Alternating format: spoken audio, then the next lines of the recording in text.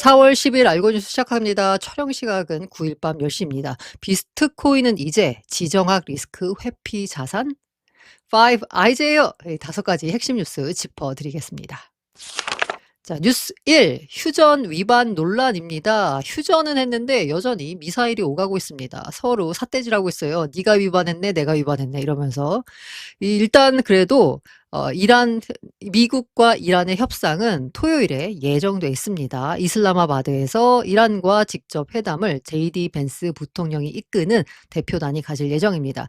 말씀드린 대로 이란은 야, 이스라엘이 레바논 공습하는 거 그거 휴전 조건 위반이야라고 하고 있고요. 미국 쪽에서는 아니야, 우리 레바논은 휴전 조건에 없었어라고 주장하고 있습니다. 이 가운데 호르무즈 해협은 여전히 봉쇄된 상태로 있는 거고요. 와중에 특히 이란 같은 경우에는 이스라엘의 레바논 공격에 강하게 반발하고 있는데요. 트럼프 대통령이 분명히 선을 그었죠. 그거는 휴전 조건에 없었다라고요. 하지만 이란 쪽에서는 이스라엘의 레바논 공격에 대해서 강한 반발을 나타내고 있습니다. 잡음은 있지만 어쨌든 중요한 건 뭐다? 토요일 협상할 예정이다라는 겁니다. 그런데 트럼프 대통령이 하는 말이 플랜 B를 항상 세우고 있어요. 휴전 합의가 완전히 이행될 때까지 페르시아만에 미군을 계속 주둔시킬 것이다라고 하고요. 항모가 조만간 또 한 10일 뒤에요. 예, 그 페르시아만에 도착한다라고 하고 있죠. 그러니까 여차하면 때리겠다라는 불안감은 항상 있을 수밖에 없습니다. 전례 없는, 만약에 이란이 약속을 지키지 않으면 전례 없는 강력한 보복 타격이 있을 거다라고 경고하고 있습니다. 말씀드린 대로 서로 휴전 합의를 파기했다라고 양쪽을 비난하고 있지만, 말씀드린 대로 벤스 부통령이 이끄는 미국 대표단과 이란 협상단 어쨌든 간에 회담을 가질 예정이다라는 점. 그래서 뭔가 지금 계속 뭔가 비판하면서 너가 잘했는데 내가 못했는데 하고 있지만, 다른 유가도 보자면 아직까지 $100 위로 올라오진 않았어요. 그러니까 완전히 지금 휴전 상태가 깨졌다라고는 생각하고 있는 것 같지 않고, 뭔가 그렇게 휴전을 발표하면서 시장 유가는 급락했고 자산 가격은 급등한 것에서 약간의 조정을 받고는 있지만, 시장에서는 그래도 토요일 협상에서 뭔가 좀 좋은 소식이 있지 않을까라는 기대감이 있기 때문에 자산 가격이 지금 현재 수준에서는 유지되는 것 같습니다. 핵심은 어쨌든 간에 보자면 호르무즈 해협 같은데요. 휴전 이후에 통행이 오히려 줄었다라고 해요. 휴전한 다음에 통과시켜 주겠다라고 하고 있는데 여전히 불안한 상태이기 때문에 통행이 줄었습니다. 해운업계 입장에서는 이란의 통행료를 지불할 경우 미국의 대이란 제재를 위반할 리스크가 큽니다. 보험사들 역시 이란 혁명 수비대의 사전 승인 증명을 요구하고 있어서 운항 재개에는 아직까지도 많이 불확실하다라는 거죠. 이게 좀 뚫려야 될 텐데요. 우리 선박 역시 26척이 지금 묶여 있는 상황이라서 빨리 나왔으면 하는 바람입니다. 그리고 이게 통행료를 부과하겠다라고 이란이 지금 나서고 있잖아요. 미국도 여기서 숟가락을 얹으려고 하고 있고. 그런데 국제해사기구 입장에서는 위험한 선례다라고 경고하고 나섰습니다. 만약에 여기서 호르무즈 해협 같은 곳에서 통행료를 부과하게 되면 다른 쪽에서도 이런 움직임이 있을 수 있잖아요. 그러기 때문에 요거는 위험한 선례라고 경고하고 있지만 실제로 이루어질 것 같습니다. 그러면서 뉴스 2. 호르무즈 통행세 비트코인으로 받는다. 이걸 통행세라고 해야 될지 통행료라고 해야 될지. 네. 그래서 이게 파이낸셜 타임즈 원문입니다. 봤더니요. 이란이 요구했다. 크립토 피를 요구했다라고 합니다. 그러니까 크립토 암호화폐 요금을 요구했다는 거예요. 뭐에 대해서? 쉽에 대해서, 배에 대해서 패싱 호르무즈. 듀링 시스파이어 휴전 기간 동안 호르무즈를 통과하는 배에 대해서 크립토 피를 요구한 거예요. 달러가 아니라 크립토라고 아주 제목에다 박았습니다. 밑에 보시면 작은 제목으로 크립토 커런시라고 나타나 있습니다. 그래서 파이낸셜 타임즈 제목에 보자면요. 명확히 할 건 비트코인이라고 하지 않았고요. 크립토 혹은 크립토 커런시라고 제목이 나와 있습니다. 제가 파이낸셜 타임즈의 기사 본문을 한글로 번역해 가지고 갖고 와 봤습니다. 자, 어떻게 되냐라고 보니까 2주간의 휴전 기간 동안 호르무즈 해협의 통행권을 유지하기 위해서 해운 회사들에게 해당 해협을 통과하는 유조선에 대한 통행료를 암호화폐로 지불할 것을 요구할 예정이다. 아직까지는 한 건 아니고 예정이다라는 거예요. 암호화폐, 크립토커런시가 되겠죠. 자, 이 얘기를 누가 했냐? 파이낸셜 타임즈에. 이란의 석유, 가스, 석유화학 제품 수출 업체 연합이라고 있대요. 여기 대변인 호세이니가 이렇게 FT에다가 얘기했다라고 합니다. 이란이 통과하는 이란이 통과하는 모든 유조선의 통행료를 징수하고 각 선박에 대한 평가를 실시한다. 이란이 걱정하는 건 이게 통행을 열어줬더니 2주 동안 무기 밀반입이 이루어져서 2주 끝난 뒤에 무기 다 채워가지고 다시 우리 공격하는 거 아니야 라고 걱정하거든요.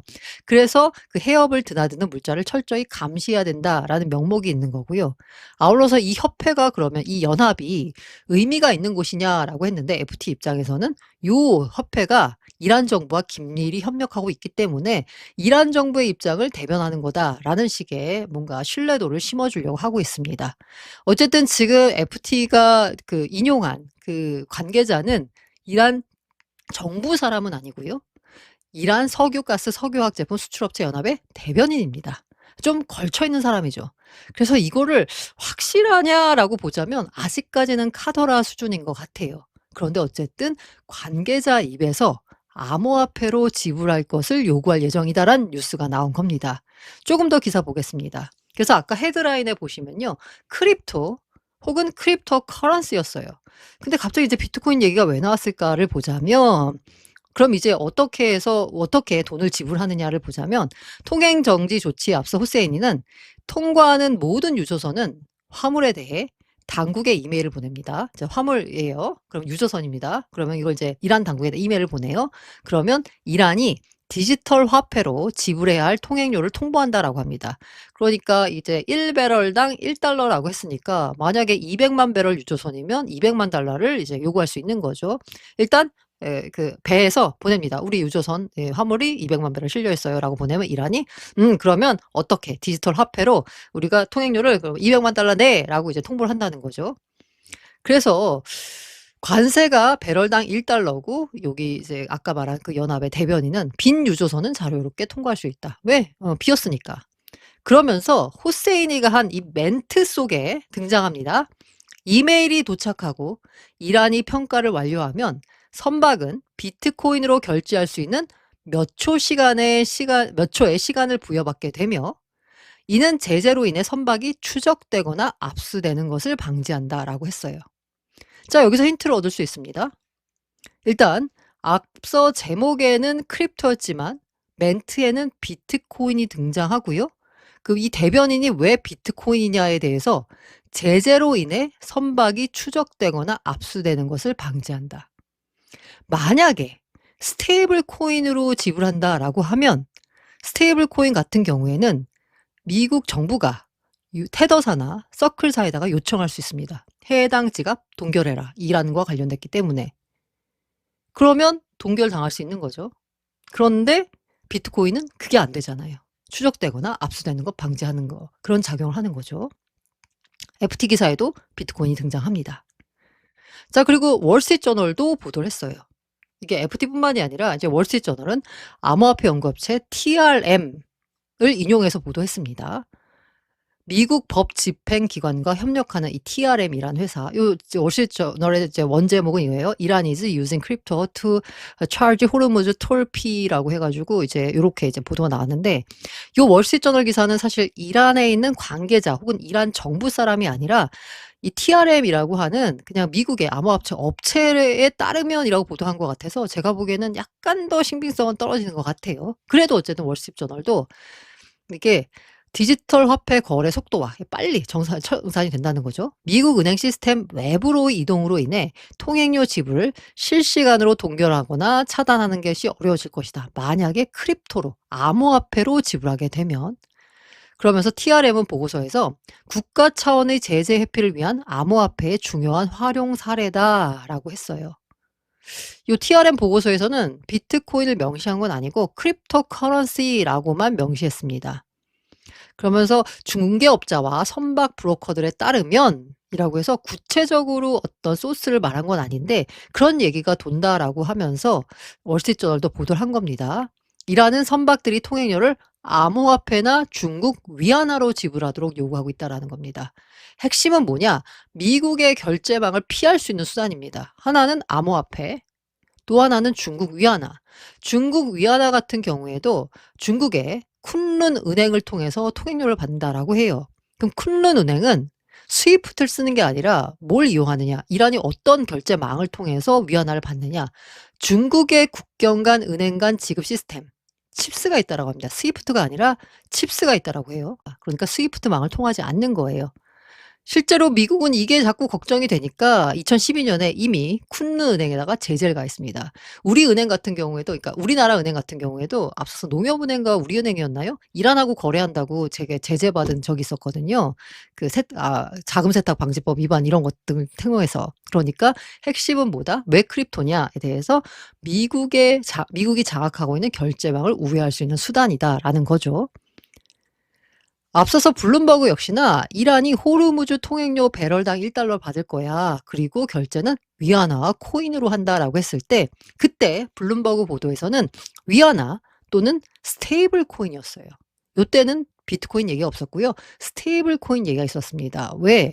이 스테이블 코인 같은 경우에는 사실 가치가 뭐 안정적이고 달러로 되어 있기 때문에 게다가 결제가 즉시 정산이 이루어집니다. 그래서 뭐 스테이블 코인 얘기를 한 것 같아요. 그런데 앞서 보여드린 대로 FT에서는 스테이블 코인이 아니라 비트코인 얘기가 나왔잖아요. 그렇다면 왜 비트코인이고 스테이블 코인이 아닐까를 보자면요. 백훈정 스매시파이 대표가 지디넷 코리아에 밝힌 내용인데 이게 왜냐? USDT는 이더리움 블록체인에서 주로 거래되는데 뭐 트론도 마찬가지입니다. 미국 재무부 해외자산 통제국이 이란과 연관된 지갑 동결을 명령하면 이더리움 재단과 테더사가 해당 지갑에 USDT를 동결할 수 있다. 이건 USDC도 마찬가지예요. 그래서 서클이나 테더사가 아예 지갑을 동결시켜 버리면 이란이 스테이블 코인으로 받아도 그걸 쓸 수가 없게 되는 겁니다. 이건 마치 러우 전쟁 발발한 이후에 러시아가 자기들이 갖고 있는 해외 자산을 미국이 다 동결시켜 버린 것과 같은 효과가 나오는 거죠. 그래서 러우 전쟁 이후에 비트코인 가격이 러우 전쟁 직후엔 떨어졌다가 이후에 30% 급등한 이유이기도 하고요. 반면에 비트코인 네트워크는 중앙화된 주체가 없기 때문에 통제가 안 됩니다. 이걸 노리고 이란이 비트코인으로 받겠다라고 했던 거죠. 위안화는 왜 위안화예요? 미국의 결제망을 회피할 수 있는 수단이기 때문에. 실제로 보시면요. 미국 정부 요청에 따라서 자금 동결이 가능합니다. 앞서서 있었던 자금 동결 사례입니다. 이란 거래소 월렉스 관련돼서 서클과 테더가 249만 달러의 암호화폐를 동결했습니다. 테더 같은 경우에는 최근 2년간 약 33억 달러 규모의 불법 USDT를 동결했는데 여기서 불법이라고 규정하는 건 바로 미국 정부 등 중앙화된 어떤 주체 기관들이죠.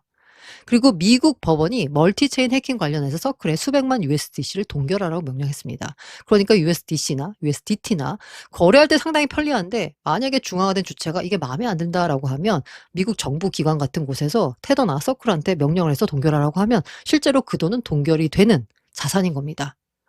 완벽한 내 돈이 아닌 거예요. 이런 문제가 있습니다. 어쨌든 그래서 비트코인이 그러면 지정학 리스크를 회피할 수 있는 자산의 반열에 올라섰다라고 볼 수 있거든요.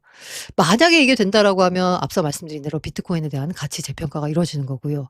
그러면 이제 실질적으로 수급 측면에서 봤을 때 이게 얘기가 나오니까 이제 여러분들이 이제 약간 희망 회로를 돌리고 있습니다. 자, 1배럴당 1달러죠.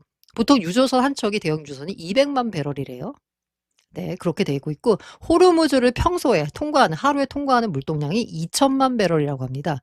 그 2천만 배럴을 2천만 달러로 바꾸면 비트C로 보자면 한 281 비트C가 되는 거예요.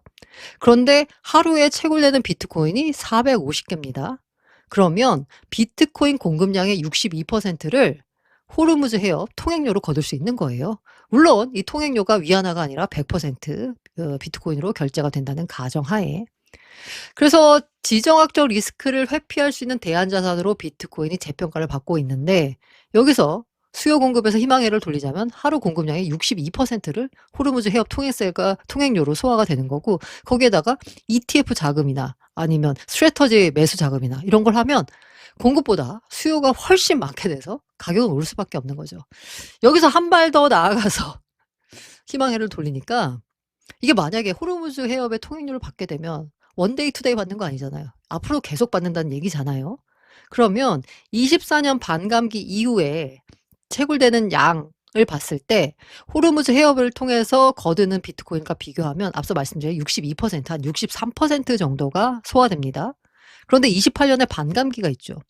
28년에 반감기가 되면 하루에 채굴되는 채굴량이 225개가 돼요. 그런데 호르무즈 해협을 통해서 걷는 통행료가 282개입니다. 그러니까 조금 한 발 더 나아가서 희망회를 돌리자면 하루에 채굴되는 채굴 양보다 그걸 훨씬 웃도는 그 양을 호르무즈 해협 통행료로 내야 되는 거예요. 그 통행료를 내야 되는 선사들 입장에서는 비트코인을 구해 와야 되잖아요. 그런데 채굴되는 비트코인보다 구해 와야 되는 비트코인 양이 많으니까 수요 공급 측면에서 봤을 때는 비트코인 공급이 아 스 공급이 수요보다 훨씬 더 적어지는 거죠. 수요가 훨씬 더 많죠. '가격은 오를 수밖에 없다.'라는 희망회를 한번 돌려보겠습니다. 뉴스 3. 금리 올릴 수도 내릴 수도. 이게 뭔가요? FOMC 3월 의사록이 공개가 됐는데 금리 인상과 인하가 모두 가능하다라는 이건 뭐지? 이것도 되고 저것도 되고 왜 그런 혹시 재밌는 짤 보셨어요? 앞으로 비트코인을 움직임 하면서 이 차트 화살표를 다 촘촘하게 다 그어 놔서 올라갈 수도 내려갈 수도 보합일 수도 있는 이런 예측을 한 거잖아요. 3월 연준 의사록을 봤더니 이란 전쟁발 리스크 때문에 금리를 인상할 수도 있고 인하할 수도 있고 양방향 리스크에 주목해야 된다라고 의사록에 나왔대요. 왜냐? 미국 경제가 직면한 상반된 시나리오가 있다라는 겁니다. 자, 전쟁이 노동시장을 위축시켜 금리 인하가 필요할 수 있다라는 논리가 있고요. 또 하나는 인플레이션 리스크를 강조합니다. 왜 전쟁이 인플레를 유발하는 거잖아요. 금리 인상이 필요할 수 있다. 양쪽 다 되는 겁니다.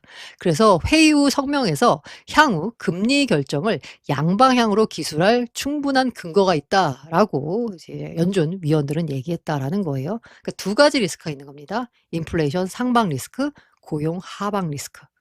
두 가지를 다 판단을 해야 되는 거라서 일단 3월 회의 이후에 대다수 연준 내 위원들은 전쟁 영향을 평가하는 동안 금리를 동결하는 쪽에 무게를 두고 있는 것으로 알려졌다. 상방 리스크도 있고 하방 리스크, 금리 인상과 인하 모두 가능한 상태에서는 일단 좀 지켜보자. 전쟁이 미치는 영향에 대해서라는 입장입니다. 실제로 보자면요. 동결이 우세합니다. 동결이 그냥 압도적이고요. 그나마 처음 금리를 인하할 수도 있다라고 시장이 전망하는 시점이 내년 9월입니다. 이게 원래 12월이었는데 그래도 지금 현재 좀 약간 전쟁이 끝나가는 국면에 와서 그런지 조금 더 당겨져서 내년 9월로 첫 번째 인하 시점이 좀 잡히긴 했습니다. 시장에서 전망하는 걸로는요. 그러면 앞으로 금리 향방에서 중요한 건 뭐냐? 바로 금요일 밤 9시 반에 발표되는 3월 CPI입니다. 오늘 동아님도 얘기했는데 자, 헤드라인 당연히 높게 나옵니다. 헤드라인은 뭐냐? 그냥 다 모은 거거든요. CPI 소비자 물가 지표를 다 모은 거거든요. 그럼 여기 당연히 에너지가 들어가겠죠. 유가가 이렇게 치솟았는데 당연히 헤드라인 CPI는 높게 나올 수밖에 없습니다. 대충 컨센서스는 3.1에서 3.4% 수준이 예상됩니다. 22년 에너지 위기 이후 최대 월간 점프가 예상된다라고 하고 있고요. 그런데 이건 너무 당연하니까 사실 주목해야 될 건 바로 근원 CPI입니다. 근원 CPI는 에너지, 식품 이거 빼거든요. 이게 너무 이렇게 변동이 심한 건 다 빼고서 그다음 코어 근원 물가를 주목하는데 만약에 에너지 물가 상승이 근원 쪽까지 전이가 됐다라고 하면 이거 이제 심각한 거예요. 그래서 제가 치과 아저씨라는 분의 트윗에서 X에서 갖고 와 봤는데요. 내일 CPI 대응 원칙을 생각해 봤다라고 하면서 헤드라인보다 근원치에 집중해야 된다. 그렇죠. 헤드라인은 당연히 높게 나올 수밖에 없으니까 근원, 헤드라인 물가가 근원까지 번지지 않았는지를 봐야 될 것 같고요. 그래서 에너지 외 세부 항목 변화를 봐야 되는 거고 그리고 기본적으로 긍정적인 이슈로 생각하지 않는다라는 겁니다. 물가 지표가 안 좋을 거기 때문에 사실 금리를 낮출 수 있는 뭔가 명분이 있어야 되는데 금리 낮추기가 지금 어려운 상황이에요. 별로 지금 현재 CPI 나오는 거는 그닥 좋지 않은 신호이긴 합니다. 참고로 16일 날 우리가 오는 잘생긴 케빈 워시의 인사청문회가 있습니다. 또 다른 국가경제위원회 케빈 헬셋 위원장이 이제 파월의 연준 이사 유임은 안 할 거다. 워시 의장 취임을 확신한다라고 얘기했어요. 뭐 이 사람의 바람이겠죠. 제발 청문회를 무사히 통과해서 우리 파월 의장이 5월에 물러나는데도 다시 연준 의사봉을 잡는 일은 없었으면 합니다. 뉴스 4. 클래리티 재무장관이 나섰다. 라는 말씀 드렸는데요. 어제 제가 백악관이 나섰다라고 했잖아요. 오늘은 이례적으로 미국 베센트 재무장관이 월스트리트 기고문이 있습니다. 여기 보면 vote add라고 있잖아요. 여기서 이제 자기 의견을 표현할 수 있는 그런 이제 오피니언란이 있어요. 거기에다가 디지털 자산 포괄법인 클래리티 법안 통과의 필요성을 강조하는 기고문을 올렸습니다. 현직 재무장관이 특정 언론에 기고 형식으로 디지털 자산 입법을 공개 압박한 것은 이례적입니다. 사실 뭐 이러기 쉽지 않잖아요. 그런데 월스트리트저널이라고 하는 그 굉장히 뭐 영향력 있는 언론에다가 오피니언 란에 써서 "야 이거 빨리 통과시켜야 돼."라고 이제 기고문을 쓴 거죠. 핵심은 뭐다, 요지는 뭐다라면 지금 베센트 입장에서는 스테이블 코인 시장을 무조건 키워야 됩니다. 그래서 지난해 굉장히 트럼프가 압박을 하고 막 하원들 하나하나 만나 가지고 "너네 통과시켜." 이렇게 하면서 지니어스 법안 통과시켰어요. 지니어스 법안은 이제 스테이블 코인 관련된 직접적인 법안이고요. 그리고 스테이블 코인 시장이 왜 커져야 되나? 이게 스테이블 코인을 발행할 때 담보 자산으로 미국 국채가 들어가잖아요. 그러면 미국 국채를 사줄 수 있는 주체가 하나 생기는 겁니다. 옛날에 미국 국채 찍으면 중국, 일본이 사줬는데 이제는 안 사잖아. 오히려 시장에 팔고 있습니다. 근데 딱 봤더니 미국 국채를 사는 새로운 주체가 등장했습니다. 테더, 서클 이런 애들. 그러니까 스테이블 코인 시장이 커지면 스테이블 코인 시장 발행량만큼 국채를 담보 자산으로 갖고 갈 수밖에 없어요. 지니어스법에 따르면 100% 국채로 갖고 와야 됩니다. 아니 뭐 현금 들고 있어 봐야 달러 들고 있어 봐야 이자가 안 나오니까 이 그 스테이블 코인 발행사 입장에서도 담보 자산으로 국채를 들고 저기 현금을 들고 가는 것보다는 국채를 들고 가는 게 낫습니다. 재무부가 생각하기에 '야 어쨌든 간에 뭔가 지금 부채 일으키려면 그 부채를 이제 일으킬 수밖에 없는데 국채 찍어냈을 때 이거 누가 사주나. 사줄 사람이 없으면 이게 심각하잖아요. 누가 사주나라고 봤더니 스테이블 코인 발행사가 사주고 '아싸 그러면 스테이블 코인 시장 키워야 되겠다.' 그 지니어스법 통과시켰는데 클래리티 액트도 통과돼야지 이게 양쪽 법안이 날개를 달아서 스테이블 코인 시장을 키울 수가 있는 거거든요. 그런데 이게 안 되니까 기고문까지 쓴 겁니다. "경제 안보는 곧 국가 안보다."라면서 디지털 자산 규제 체계 확립을 국가적 우선순위로 규정했습니다. 특히 클래리티 법안은 디지털 자산 시장의 규칙을 마련한 초석이라며 "시간이 촉박하다."라고 했고요. 클래리티 법안의 지원 없이는 연방 스테이블 코인 규제 법안 지니어스 법안의 약속을 실현할 수 없다. 그러면서 "상원 본회의 시간이 부족해 지금 행동할 때다."라고 했어요. "야 빨리빨리 통과시켜. 그래야지 우리 스테이블 코인 발행량 늘러 가지고 우리 국채 사줄 주체를 마련하지."라는 겁니다. 이러다 보니까 이제 베센트까지 나서서 푸시를 하고 있어요. 하지만 안타깝게도 예 상원이 나서지 않고 있나 봅니다. 클래리티 통과 확률이 지난번에 제가 보여드렸을 때 62% 였거든요. 또 내려왔어요. 56% 됐습니다.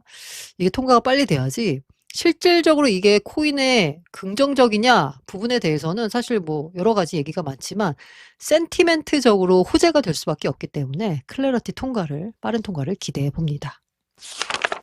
뉴스 5. 코인 과세 준비된 게 없다.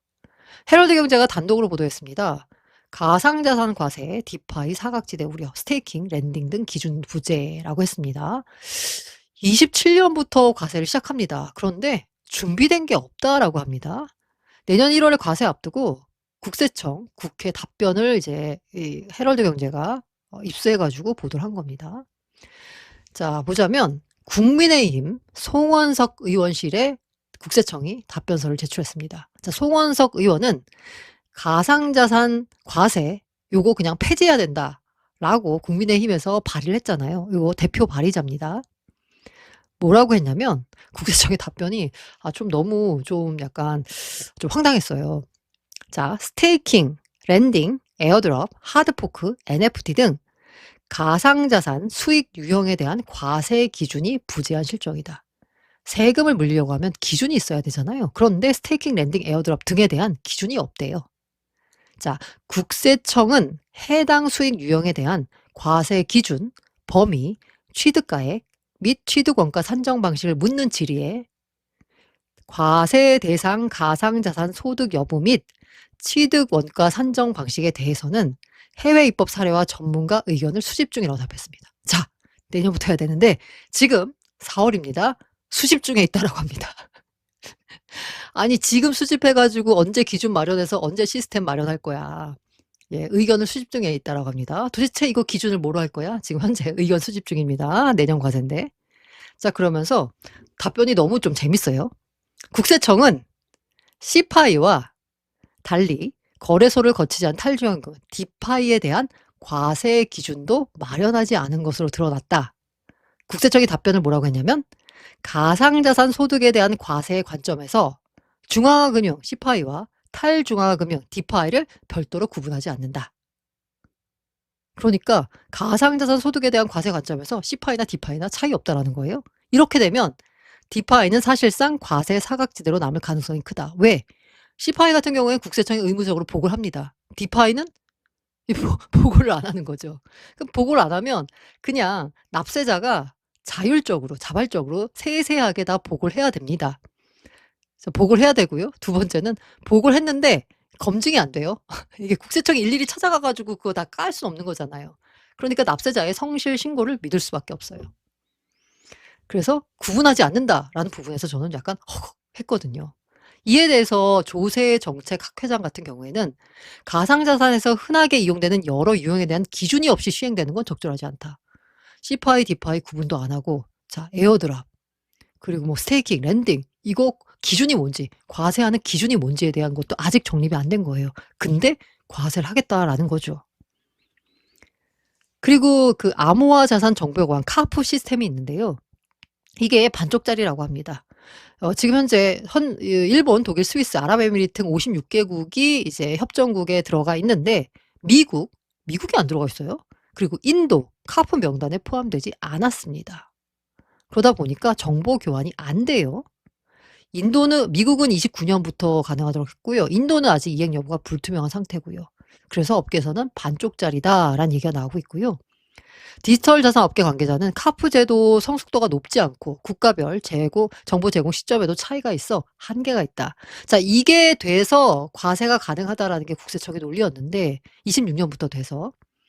그런데 막상 뚜껑을 열어보니까 정보가 제대로 제공이 되지 않고 각국이 제공하는 정보 수준도 다르고 미국은 아예 참여도 안 했고 지금 완전히 완비가 안 됐습니다. 그래서 우려하는 게 뭐냐? 현행 과세 시스템에 따르면 사실상 국내 5대 거래소만 과세가 가능한 겁니다. 과세가 시작되면 카프에 없는 해외 거래소로 자금이 나갈 가능성이 있다라고 우려했습니다. 국세청에서는요.